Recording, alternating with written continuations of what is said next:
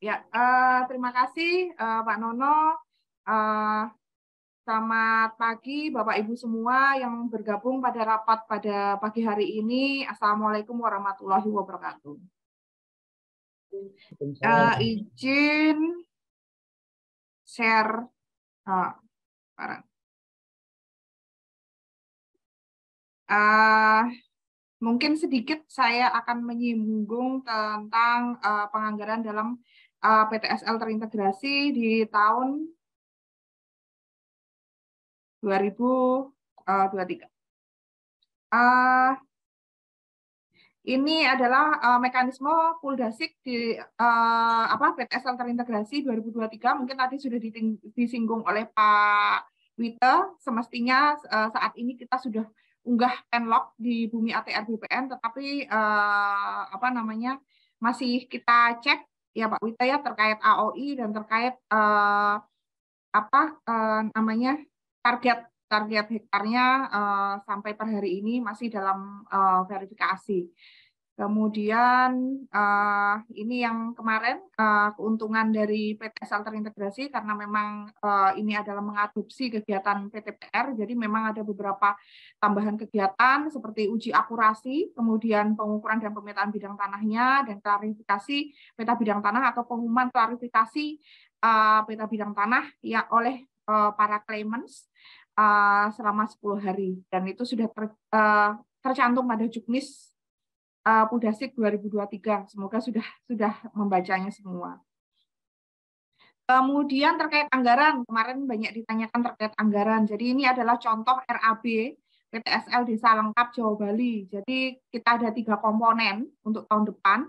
051 itu adalah pemotretan drone, 052 adalah partisipasi masyarakat, tetapi ini khusus untuk Puldasik, Masdasik sekarang namanya, masyarakat pengumpulan data fisik.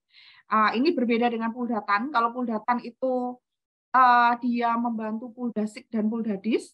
Kalau Masdasik ini hanya di sisi ranah fisik, pengumpulan data fisik. Kemudian yang 053 adalah pengukuran dan pemetaan bidang tanah untuk pengukuran suplesinya. Jadi kalau hari ini dibahas soal pengumpulan, soal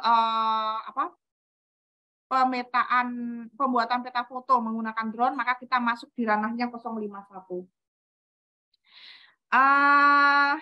Untuk yang akan dilakukan pengadaannya adalah di komponen pembuatan foto tegak oleh pihak ketiga, itu sebesar 30.000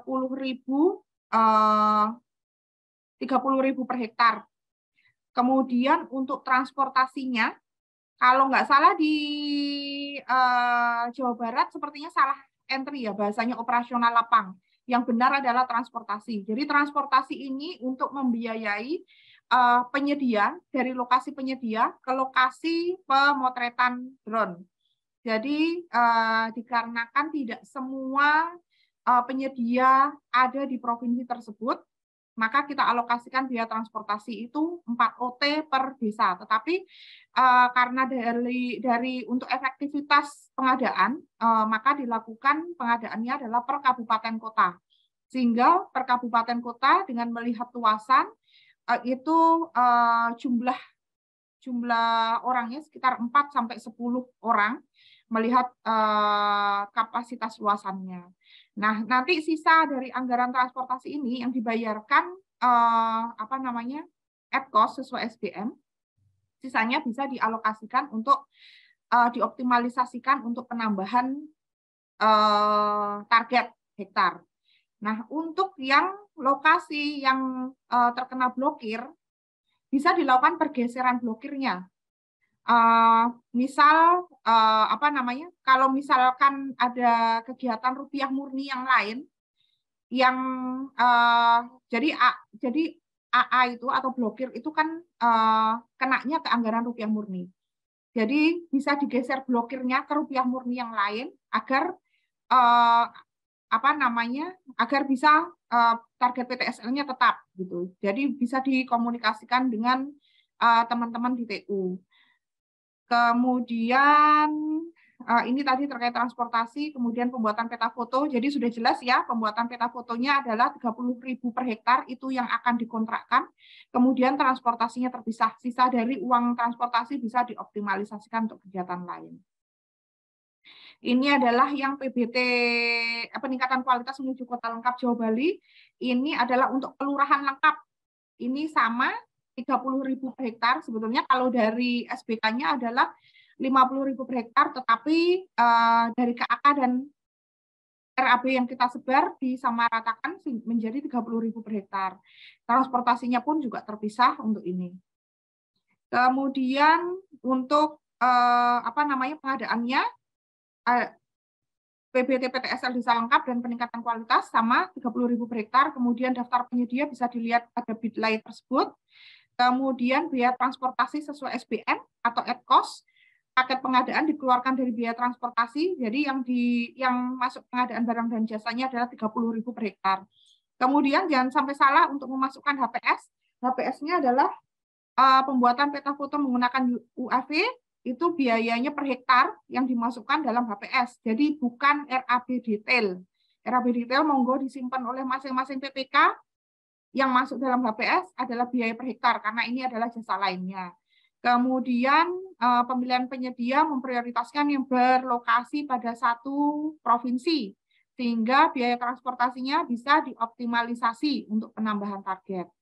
Kemudian untuk pengadaan pradipa agar segera dilakukan mengikuti aturan pengadaan barang jasa untuk luasan di bawah 6.666 atau di bawah 200 juta rupiah, silakan menggunakan mekanisme pengadaan langsung jasa lainnya.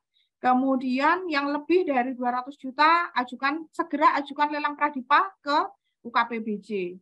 Kemudian tetapi sebelumnya seperti yang disampaikan Pak Wito tadi, monggo untuk lokasi penlok AOI 2023 cek dulu ke MAPA, cek ke PDP, apakah sudah ada PDP-nya ataukah sudah ada arsip drone dari MAPA. Jika sudah ada, maka tidak perlu melakukan pemotretan baru, tetapi menggunakan data yang di MAPA. Tapi kalau belum ada, maka baru dilakukan pemotretan drone. Nah, nanti kalau ternyata ada arsipnya, maka biaya pemotretan drone bisa dioptimalisasi untuk menambah target. Karena ini adalah prioritas nasional, maka tidak boleh untuk menambah target non-PN. Hanya boleh menambah target PN. Kemudian ini adalah contoh untuk